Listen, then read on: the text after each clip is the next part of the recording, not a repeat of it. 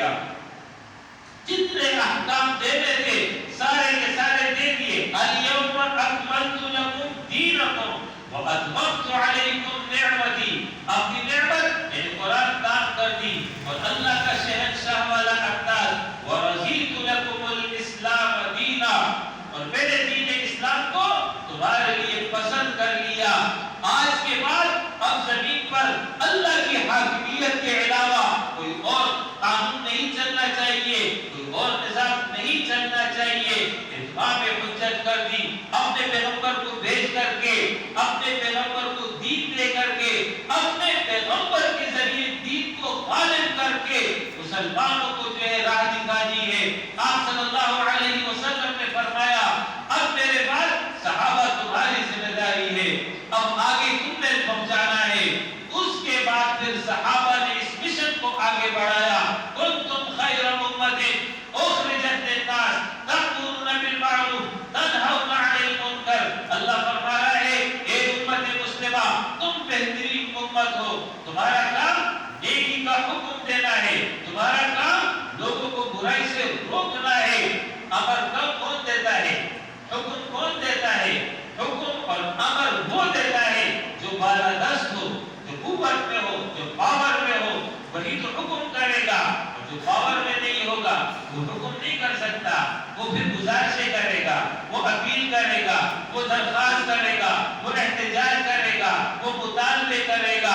اللہ فرما رہا ہے تم نے احتجاج نہیں کرنا، تم نے اپیل نہیں کرنی ہے، تم نے گزارشات نہیں کرنی ہے، تم نے آرڈر دینا ہے، تم نے حکم دینا ہے. امر بالمعروف طلب الفعل عن الغیر بطریق الاستعلاء، کہ دوسرے سے کام کو طلب کرو. اس طرح کے طلب کرنے والا بالا ہوگا. امت مسلمہ کو دنیا کی قیادت کرنی ہے، دنیا کی سیادت کرنی ہے. یہ تمہارا مشن ہے، یہ تمہاری ذمہ داری ہے. امت مسلمہ جب تک اس مشن پر عامل رہی، دنیا میں ان کا سکہ تھا، دنیا میں ان کا غلغلہ تھا. لیکن جب امت مسلمہ نے خود انحراف اختیار کر لیا، لا تعلق ہو گئے، دین کو محدود کر دیا، نتیجہ آج آپ کے سامنے ہے. 2.25 ارب مسلمان اس زمین پر بستے ہیں، 60 اسلامی ممالک ہیں، 80% معاشی مسائل رکھتے ہیں، ایٹمی طاقت کی حامل ہیں. سب کچھ کے ہوتے ہوئے آج پوری دنیا کے اندر ان مسلمانوں کا بہ رہا ہے. عزت مسلمانوں کی تار تار ہو رہی ہے، مسلمانوں کے خلاف ہی سارا پروپیگنڈا کیا جا رہا ہے. اور نوبت یہاں آن پہنچی ہے، پہلے افراد اب باقاعدہ حکومت. اس نے نبی اکرم صلی اللہ علیہ وسلم کی توہین کر ڈالی ہے. یہ تھپڑ جو ہے امت مسلمہ کے چہرے پر لگا ہے. امام مالک رحمہ اللہ سے کسی نے پوچھا حضرت کوئی پیغمبر کی توہین کرے تو اس معاملے میں کیا ہدایات ہیں؟ آپ نے فرمایا اس کو سزا دو. سوال کیا گیا حضرت اگر امت سزا نہ دے سکے، فرمایا اس امت کو مر جانا چاہیے جو اپنے پیغمبر کے مجرم کو سزا نہ دے سکے. یہ نوبت کیوں پہنچی ہے؟ یہ وجہ کیا ہے؟ وجہ یہی ہے کہ آج ہم نے جو اپنا اصل مشن تھا اس مشن کو چھوڑ دیا، اپنے اصل کام کو چھوڑ دیا، دین پر عمل کرنا چھوڑ دیا. دین خود ہم میں اجنبی ہو گیا. جب دین ہم میں اجنبی ہو گیا تو پھر دنیا کے اندر اس ساری صورتحال سے دوچار ہونا تھا. نبی اکرم صلی اللہ علیہ وسلم نے تو ہمیں وہ دین دیا جو انسانی زندگی کی مکمل رہنمائی کرتا ہے. زندگی کا کوئی دائرہ، کوئی حصہ ایسا نہیں ہے آپ صلی اللہ علیہ وسلم نے اس کے حوالے سے تعلیم نہ دی ہو، قرآن نے اس کے حوالے سے رہنمائی نہ کی ہو. جہاں آپ صلی اللہ علیہ وسلم کی یہ ذمہ داری تھی یتلو علیہم آیاتی، ان کو قرآن کی آیات کی تلاوت کرے گا. جہاں آپ کی یہ ذمہ داری تھی بلغ ما انزل الیک، آپ پہنچا دیجئے جو کچھ آپ کی طرف وحی کی گئی ہے. اس کے ساتھ ساتھ آپ کی یہ بھی ذمہ داری تھی وَيُعَلِّمُهُمُ الْكِتَابَ، ان کو تعلیم کتاب دے، صرف تلاوت نہ کرے، تعلیم کتاب دے. جو حکم اس کے اندر آیا ہے اس حکم کا عملی طریقہ اپنی زبان سے، اپنے عمل سے امت کو بتائے. جہاں یہ آیا ہے بلغ ما انزل الیک، وہاں یہ بھی آیا ہے لتبین للناس وحی ان کی طرف بھیجی گئی ہے، آپ اس کی تنقید کریں، آپ اس کی تفسیر کریں۔ رسول اللہ صلی اللہ علیہ وسلم نے اپنے قول کے ذریعے، اپنے فعل کے ذریعے، اپنے عمل کے ذریعے قرآن کی تفسیر بیان کی، قرآن کی تبیین کی۔ یہی وجہ ہے حضرت عائشہ صدیقہ رضی اللہ عنہا سے بعد کے دور میں صحابہ نے پوچھا ہم پیغمبر کی سیرت بیان کریں تو کن الفاظ میں بیان کریں؟ آپ رضی اللہ عنہ نے فرمایا کأنہ قرآن۔ رسول اللہ صلی اللہ علیہ وسلم تو چلتے پھرتے قرآن تھے۔ قرآن اگر الفاظ میں دیکھنا ہے تو ٹیکسٹ بک کی شکل میں دیکھ لو، کتاب کی شکل میں دیکھ لو، اور اگر قرآن کو عمل کے دائرے میں دیکھنا ہے تو نبی اکرم صلی اللہ علیہ وسلم کی زندگی کو دیکھ لو۔ زندگی قرآن کا نمونہ تھی۔ نبی اکرم صلی اللہ علیہ وسلم نے قرآن کے اس مرکزی مضمون کو اپنے قول کے ذریعے بیان کیا، صحابہ کا عقیدہ توحید مضبوط کیا، اسی طریقے سے صحابہ کو بتا دیا جو بھی نیک کام کرنا ہے یہ اللہ کے لیے کرنا ہے، اللہ کے علاوہ کسی کے لیے کوئی کام نہیں کرنا، اپنی نیت کو خالص کر لو تمہارا عمل مقبول ہو جائے گا۔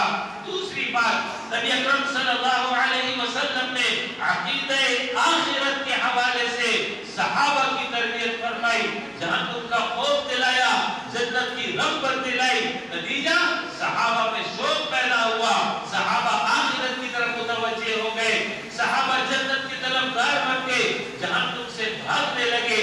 یہ عقیدہ توحید اور یہ عقیدہ آخرت کا، اس کو بنیاد بنا کر کے رسول اللہ صلی اللہ علیہ وسلم نے وَيُزَكِّيهِمْ فرد کا بھی تزکیہ کیا، خاندان کا بھی تزکیہ کیا، معاشرے کا بھی تزکیہ کیا۔ اگر قرآن یہ کہہ رہا ہے وَقَضَىٰ رَبُّكَ أَلَّا تَعْبُدُوا إِلَّا إِيَّاهُ وَبِالْوَالِدَيْنِ إِحْسَانًا، اللہ کی عبادت کرو اور اپنے والدین کے ساتھ حسن سلوک کرو۔ تو نبی اکرم صلی اللہ علیہ وسلم اس کی تفسیر بیان کر رہے ہیں، صحابی عرض کرتے ہیں مجھ پر سب سے زیادہ حسن سلوک کا حقدار کون ہے؟ آپ نے فرمایا تمہاری ماں، پھر پوچھا گیا، فرمایا تمہاری ماں، پھر پوچھا گیا تمہاری ماں، چوتھی مرتبہ پوچھا گیا، آپ نے فرمایا تمہارا باپ۔ رسول اللہ صلی اللہ علیہ وسلم نے فرمایا جس کو بڑھاپے کی حالت میں دونوں ماں باپ مل جائے یا ایک مل جائے لیکن وہ اپنی مغفرت نہ کرا سکے وہ خاک آلود ہو جائے۔ آپ صلی اللہ علیہ وسلم نے فرمایا باپ جنت کا بہترین دروازہ ہے، تم پر ہے، اس کی حفاظت کرو یا اس کا اس کو ضائع کر دو۔ آپ صلی اللہ علیہ وسلم نے فرمایا باپ کی رضا میں اللہ کی رضا ہے، باپ کی ناراضگی میں اللہ کی ناراضگی ہے۔ نبی اکرم صلی اللہ علیہ وسلم فرما رہے ہیں ماں کے قدموں کے نیچے جنت ہے۔ اس طرح ماں باپ کی عظمت بیان کی، ان کے ساتھ حسن سلوک کی تعلیم دی۔ دوسری طرف ماں باپ کو بھی اولاد کے حوالے سے تعلیم دی۔ ارشاد فرمایا اعدلوا بین اولادکم، اپنے اولاد کے درمیان عدل سے کام لو گے، ناانصافی نہیں کرو گے، ایک کو دو دوسرے کو محروم کرو، بیٹے کو دو بیٹی کو محروم کرو، خبردار نہیں سب کو ایک نظر میں رکھو گے۔ آپ صلی اللہ علیہ وسلم نے فرمایا اللہ کا تمہیں اولاد دے اس کا اچھا نام رکھو، اس کا عقیقہ کرو، اور جب 7 سال کی عمر تک پہنچ جائے نماز کی تلقین اس کو کرو۔ آپ نے فرمایا باپ کی طرف سے اولاد کو بہترین تحفہ ادب ہے جو اس کو دیا جائے۔ اس طرح اولاد کی تعلیم و تربیت کے حوالے سے آپ صلی اللہ علیہ وسلم نے امت کی رہنمائی فرمائی۔ دوسرا انسانوں کے درمیان باہمی تعلق میاں بیوی کا ہے، میاں بیوی کے حوالے سے جہاں قرآن نے یہ کہا وعاشروہن بالمعروف، بھلے طریقے کے ساتھ ان کے ساتھ زندگی گزارو، قرآن اس طریقے کی تعلیم دے رہا ہے۔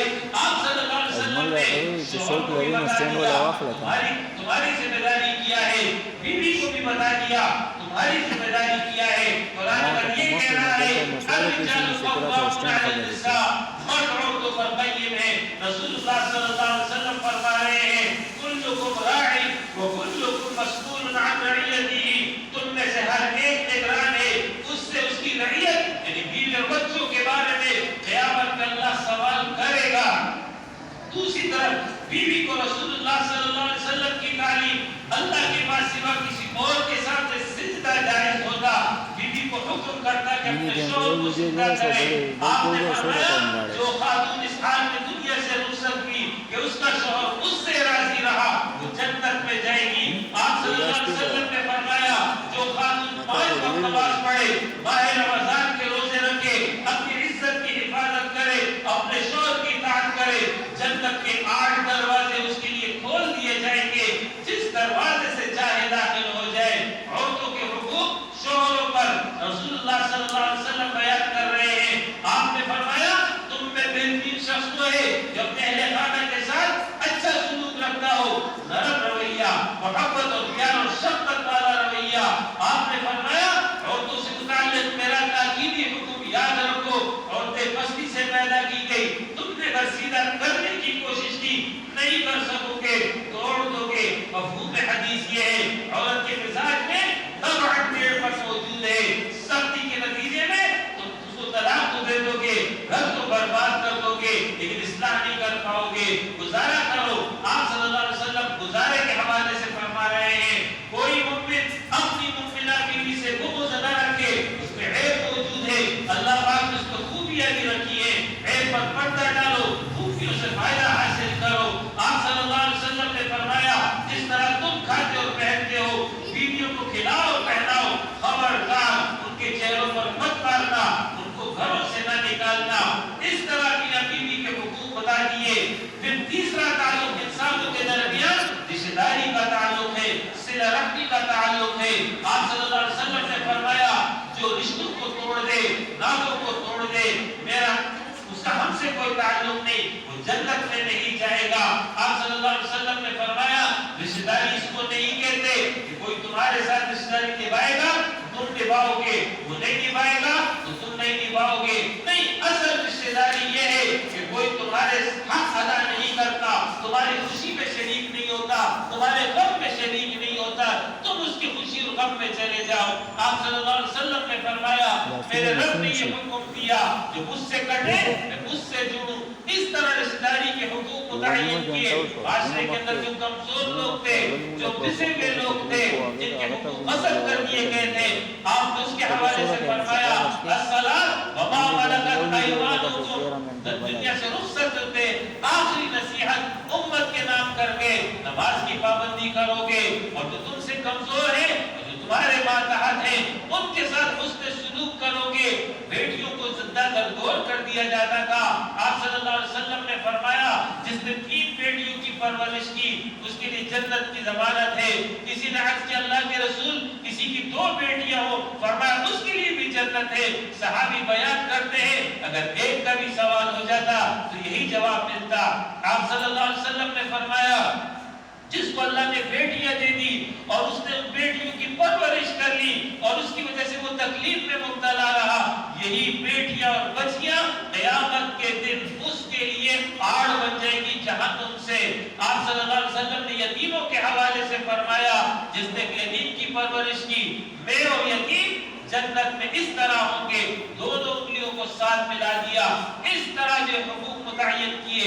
پڑوسیوں کے حوالے سے فرمایا کہ جو خود سے ہو کر کے کھائے اور اس کا پڑوسی بھوکا ہو, فرمایا وہ مومن نہیں ہو سکتا ہے. آپ صلی اللہ علیہ وسلم سے عرض کیا اللہ کے رسول ایک عورت ہے, بڑی نمازی ہے, بڑی عبادت گزار ہے, لیکن اس کی زبان کے شر سے اس کے پڑوسی پریشان ہیں, فرمایا یہ عورت جہنم میں جائے گی. آپ سے عرض کیا اللہ کے رسول ایک اور خاتون ہے جو صرف فرائض کی پابندی کرتی ہے اور نوافل کا اتنا اہتمام نہیں, لیکن اس کے پڑوسی اس کے زبان کے شر سے محفوظ ہیں, فرمایا یہ عورت جنت جائے گی. اس طریقے سے یہ حقوق بتا دیے, انسانوں کو زندگی گزارنے کا طریقہ اور سلیقہ بتا دیا. معاشی نظام کے حوالے سے فرد کی بھی رہنمائی کی اور اجتماعیت کی بھی رہنمائی کی. فرد کو بتا دیا الاقتصاد نصف المعیشہ, زیادہ روی کے ساتھ اگر خرچ کرو گے, اعتدال کے ساتھ خرچ کرو گے تو تمہارے آدھے گزران اسی سے پورے ہو جائیں گے, اور آدھے گزران کے لیے تم نے محنت اور مزدوری کرنی ہے. آپ صلی اللہ علیہ وسلم نے 2 باتوں کی تلقین کی ہے. نمبر 1 سادگی اختیار کرو, نمبر 2 قناعت اختیار کرو. اگر سادگی اختیار کرو گے, قناعت پر صبر کرو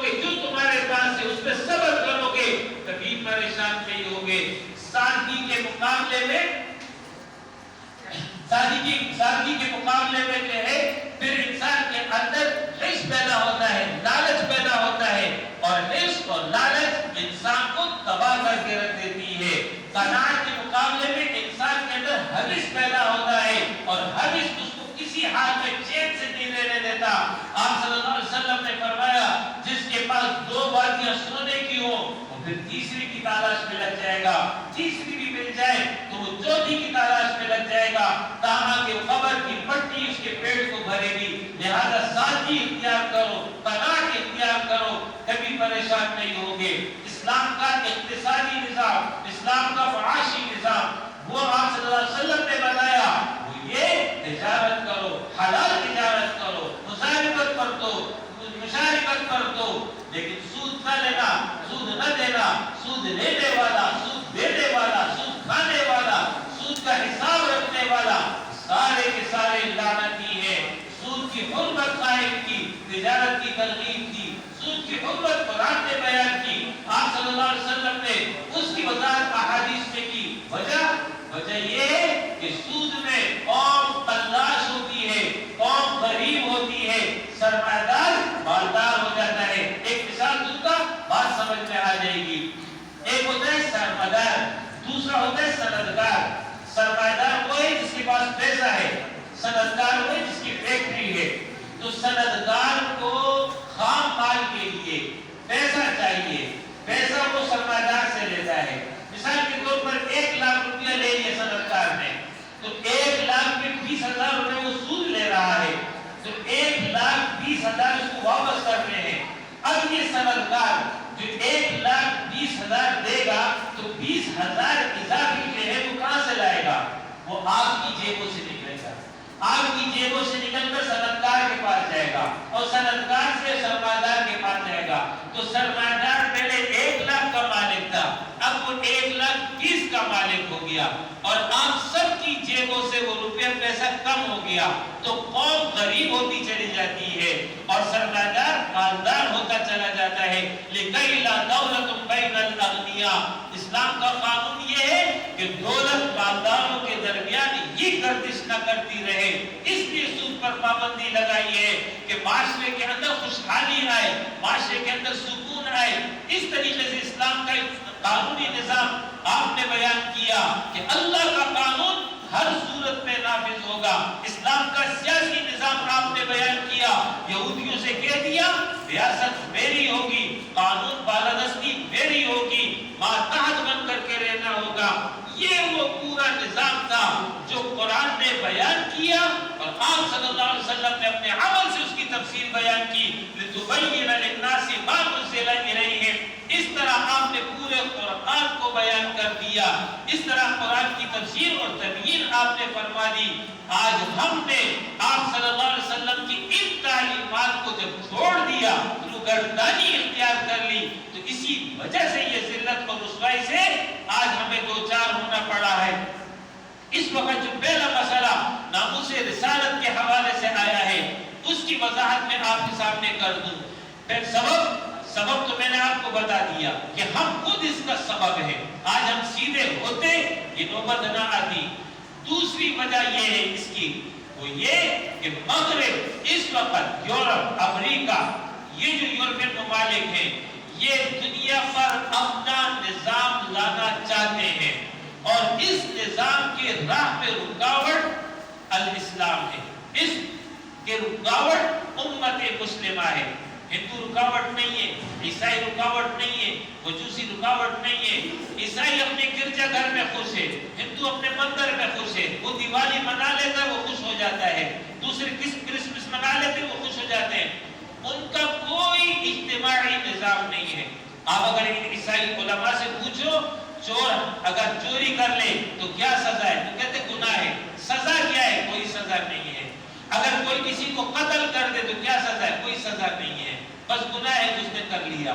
ان کا کوئی نظام اس حوالے سے نہیں ہے، جبکہ اسلام اپنا ایک نظام رکھتا ہے، اپنا ایک قانون رکھتا ہے، اپنی اجتماعی دعوت کی بات کرتا ہے۔ اور مغرب یہ سمجھتا ہے کہ ہمارے راہ پہ رکاوٹ الاسلام ہے، ہمارے راہ پہ رکاوٹ امت مسلمہ ہے، لہذا اس کو کچھ لو، اس کو دباؤ، اس کو ختم کرو. تو کہیں وہ ٹینک اور توپ بھیج کر کے کر رہا ہے، کہیں اپنی تعلیمات دے کر کے بھیج رہا ہے، کہیں اپنے ایجنٹ مسلط کر کے کر رہا ہے، تاکہ امت مسلمہ کمزور سے کمزور تر ہوتی چلی جائے. تیسرا سبب یہ ہے کہ الحمدللہ دین اسلام دین حق ہے. جب دین حق ہے تو تمام کوششوں کے باوجود آج بھی دین پھیلتا چلا جا رہا ہے، اس کی تعداد میں اضافہ ہوتا چلا جا رہا ہے. ایک طرف مسلمانوں کی اپنی افرادی قوت بڑھ رہی ہے، دوسری طرف یورپین ممالک میں لوگ مسلمان ہوتے چلے جا رہے ہیں. لہذا مغرب کو یہ خوف لاحق ہو گیا ہے کہ آج نہ صحیح کل یورپ پر اسلام کا دور آنے والا ہے. لہذا اس خوف کی وجہ سے، اس حسد کی وجہ سے، اس شکستگی کی وجہ سے جب ان کے پاس دلائل نہیں ہے تو اب وہ بدزبانی پر آ گئے ہیں. یاد رکھیے دین اسلام نے کبھی انکار نہیں کیا ہے. ہم نے ہمیشہ کہا ہے مکالمہ کرنا ہے، مباحثہ کرنا ہے، مناظرہ کرنا ہے، تیار ہے. ہاتھوں قرآن اپنے دلائل لے آؤ. اور تو اور قرآن نے چیلنج دیا ہے کہ ہم مباہلہ کرنے کے لیے تیار ہیں. مباہلہ یہ کہ آپ صلی اللہ علیہ وسلم اپنی اولاد کے ساتھ باہر آ جائیں اور یہ بھی اپنے اولاد کے ساتھ باہر آ جائیں. دونوں اللہ کے حضور دعا کرے کہ کون غلط ہے اس پر جو ہے عذاب آ جائے. یہ لوگ نہیں آئے، ڈرتے تھے، سمجھتے تھے کہ اسلام حق ہے، اسلام سچائی ہے. تو کبھی بھی دین اسلام نے مکالمے سے، مباحثے سے، مناظرے سے، مباہلے سے انکار نہیں کیا. لیکن اسلام کسی بھی صورت میں توہین نہیں برداشت کرے گا. وجہ یہ ہے کہ رسول اللہ صلی اللہ علیہ وسلم مسلمانوں کے لیے ذریعہ علم ہے، مسلمانوں کے لیے ذریعہ ہدایت ہے. اگر آپ صلی اللہ علیہ وسلم کی ذات مجروح ہو جائے اور ان کو جو ہے عام انسانوں کی طرح سمجھنا شروع کر دیا جائے تو اس کا نتیجہ یہ نکلے گا کہ ان کی جو تعلیمات ہے اس کی قدر و قیمت ختم ہو جائے گی. یہ مشہور معاملہ آپ نے سنا ہوگا کہ باادب بانصیب، بے ادب بے نصیب. جو استاد کا احترام نہیں کرتا وہ کبھی استاد سے سیکھ نہیں سکتا ہے. اسی لیے مسلمانوں کو حکم دیا لا ترفعوا اصواتکم، پیغمبر کی آواز پر اپنی آواز بلند مت کرو. لا تقدموا بین یدی اللہ و رسولہ، اللہ اس کے رسول کے رائے اور قانون کے مقابلے میں اپنا حکم نہ بیان کرو. اس کو ایسے نہ پکارو جس طرح تم آپس میں ایک دوسرے کو پکارتے ہو. پیغمبر کی عظمت، پیغمبر کی تعظیم لوگوں کے دلوں میں بٹھائی گئی، اس لیے کہ پیغمبر ذریعہ علم ہے. قرآن پیغمبر کی زبان سے آیا ہے، دین پیغمبر کی زبان سے آیا ہے. اگر پیغمبر کی ذات ہی مجروح ہو جائے تو پیغمبر کی تعلیمات لازمت مجروح ہونا ہے. اس لیے اسلام اس کو قبول نہیں کرتا. یہی وجہ ہے فتح مکہ کے موقع پر آپ نے ان مشرکوں کو جنہوں نے 21 سال آپ کے ساتھ جنگ کی، آپ کے خلاف پروپیگنڈا کیا، آپ نے فرمایا لا تثریب علیکم اليوم، تم سب آزاد. لیکن جنہوں نے آپ کی توہین کی فرمایا اگر کعبے کے پردے کے پیچھے بھی چھپے ہوئے ہو ان کو قتل کر دو. لہذا توہین کسی صورت میں برداشت نہیں ہو سکتی ہے. لہذا اس مسئلے کو سمجھنے کی ضرورت ہے کہ ہم یہ بات کہہ رہے ہیں کہ اگر کوئی توہین کرے گا تو توہین کا پھر جواب دیا جائے گا. بنیادی طور پر یہ ذمہ داری حکمرانوں کی تھی کہ حکمران جا کر کے اقوام متحدہ میں قانون اس کے حوالے سے پاس کروائے. لیکن میں اور آپ یہ کیا کر سکتے ہیں وہ میں آپ کو بتا دیتا ہوں. نمبر ایک تو پیغمبر کی تعلیمات پر عمل. نمبر 2 پیغمبر کے مشن کو اپنا مشن بناؤ. نمبر 3 دین کی تعلیمات، پیغمبر کی تعلیمات کو عام کرو. نمبر 4 جن بدبختوں نے یہ اقدام کیا ان کے ساتھ معاشی بائیکاٹ کرو، ان کے ساتھ تعلقی کا اظہار کرو. اور نمبر 5 اس حوالے سے جو اجتماعی مظاہرے ہوں، پروگرام ہوں، اس میں اپنی آواز شامل کرو تاکہ دنیا پر یہ بات ابر ہو سکے امت مسلمہ بیدار ہے۔ یہ تو تھا مسئلہ ناموس رسالت۔ دوسرا مسئلہ ہے ختم نبوت۔ آپ صلی اللہ علیہ وسلم کے حوالے سے قرآن میں ارشاد فرما دیا کافۃ للناس، آپ کو تمام انسانوں کے لیے رہنما بنا کر بھیجا گیا۔ آپ کے حوالے سے آپ ہی کے ذریعے بتا دیا گیا قل یا ایھا الناس انی رسول اللہ الیکم جمیعا، آپ کہہ دیجئے میں تمام انسانوں کی طرف آپ کا رسول بنا کر بھیجا گیا ہوں۔ لہذا جب آپ قیامت تک کے انسانوں کے لیے رسول ہیں، تمام انسانوں کے لیے رسول ہیں، تو کسی اور رسول نے نہیں آنا۔ ہاں نبی کا امکان موجود تھا۔ رسول اس کو کہتے ہیں جس پر کتاب اترے، شریعت لے کر آئے، لیکن نبی اس کو کہتے ہیں جس پر کتاب نہیں آتی ہے، قانون نہیں ہوتا ہے، وہ پہلے سے قانون کو آگے جاری کرتا ہے۔ تو امکان موجود تھا ان آیات سے کہ آپ اللہ کے رسول ہیں، ٹھیک ہے دوسرا رسول نہیں آئے گا، دوسری کتاب نہیں آئے گی، دوسری شریعت نہیں آئے گی، لیکن نبی آ سکتا ہے۔ تو اس کا دروازہ سورہ احزاب میں بند کر دیا وَلَٰكِن رَسُولَ اللَّهِ وَخَاتَمَ النَّبِيِّينَ، آپ پر نبوت ختم ہو گئی، یعنی آپ کے بعد رسول نے تو آنا ہی نہیں ہے، نبی بھی نہیں آئے گا، نہ کوئی نبی آئے گا اور نہ کوئی رسول آئے گا۔ اب اس بات کو یاد کر لیجئے جو میں نے آپ سے شروع میں کہا تھا کہ پیغمبر 4 وجہ سے آتا ہے۔ پہلی وجہ یہ تھی کہ زمین پر ہدایات ربانی موجود نہ ہو تو نبی آتا ہے۔ الحمدللہ قرآن موجود ہے، ٹھیک ہے، حدیث موجود ہے۔ دوسری وجہ یہ ہوتی ہے پیغمبر کے آنے کی کہ اللہ مزید تعلیم دینا مقصود ہوتا ہے تو پیغمبر آ جاتا ہے۔ تو اللہ نے تو پہلے فرما دیا الیوم اکملت لکم دینکم، دین مکمل ہو گیا، لہذا نبی کی ضرورت نہیں ہے۔ تیسری وجہ نبی کے آنے کی یہ ہے کہ کتاب الہی میں تحریف ہو جاتی ہے، اصل پر برقرار نہیں رہ پاتی ہے، نبی آ کر کے اس کو درست کرتا ہے۔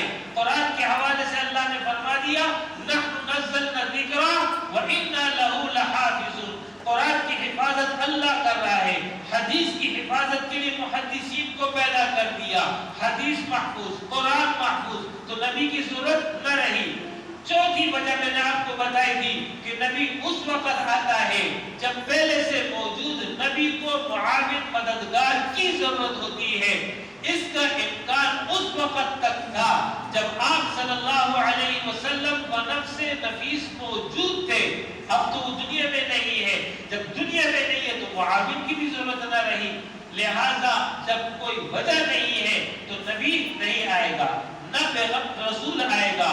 آپ ہی آخری نبی ہیں، آپ ہی آخری رسول ہیں، آپ ہی پر آخری شریعت آئی ہے، اور امت مسلمہ آخری امت ہے۔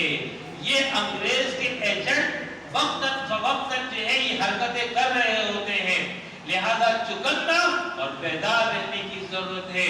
قرآن میں اللہ فرما رہا ہے فالذین آمنوا بہ وعزروہ ونصروہ واتبعوا النور الذی انزل معہ اولئک هم المفلحون، جو اس پیغمبر پر ایمان لائیں گے، اس پیغمبر کی تعظیم کریں گے اور اس پیغمبر کی مدد کریں گے، تو مدد 3 وجہ میں نے آپ کو بتا دی۔